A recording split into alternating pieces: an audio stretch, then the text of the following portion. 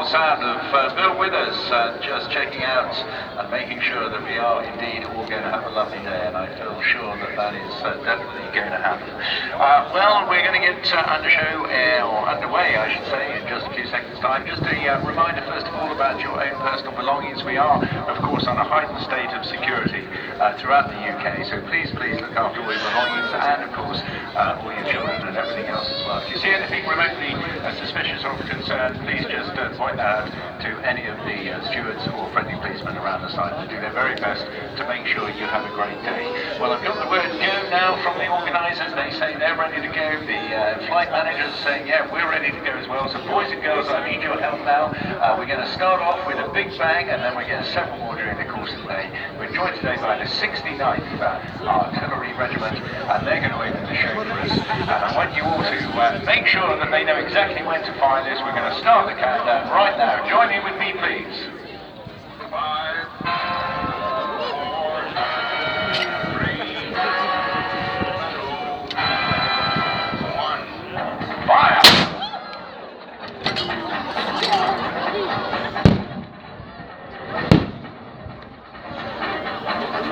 Ladies and gentlemen, we have a show on the road. Welcome to day 3 of this 28th fabulous Southport Air Show.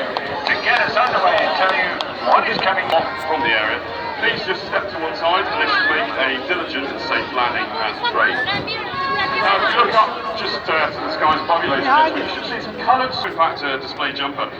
It's often a thankless task, something that's produced by the local police, fire service, ambulance service, and indeed RNLI at times and lifeboat services to ensure the safety of us today. And lastly, ladies and gentlemen, I'd like to thank you all for attending this display, without which as they make that vital life-saving manoeuvre, deploying their main parachutes, getting themselves on the canopy, or conducting their control test.